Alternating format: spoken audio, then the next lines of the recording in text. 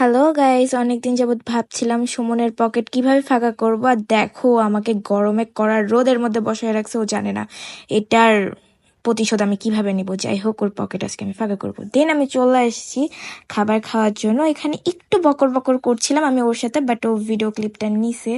যাই হোক, আমি তো ওয়েট করছিলাম কখন খাবার আসবে, খাবার আসবে, খাবার আসবে। আমি তো জানো প্রচুর পরিমাণ খাইতে পারি, কল্পনার বাহিরে। তোমরা তো আমার খাবার ভিডিও দেখো অল টাইম। যাই হোক, ইতিমধ্যে নিয়ে এসেছিল শশা, আর ও শশা গিলছিল। ওকে তো আমি খাবার আজকে দিবই না, খাইতে তো দিবই না, উল্টে ওর আরো পকেট ফাঁকা করবো। আমিও অনেকক্ষণ যাবত ক্ষুধার্ত ছিলাম, তার জন্য শশা খাচ্ছিলাম।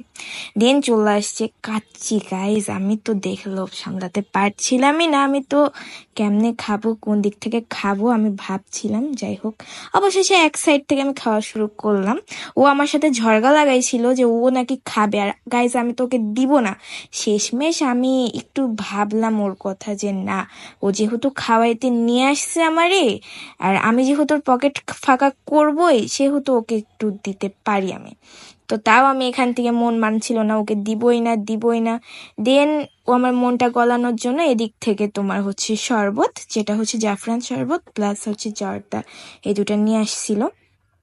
সো আমি তো খাচ্ছিলাম। গাইস, তোমরা আমার খাওয়াটা দেখো। তোমাদের ক্ষুধা লাগলে আমাকে বলো, আমিও তোমাদেরকে ট্রিট দিব, সমস্যা নাই।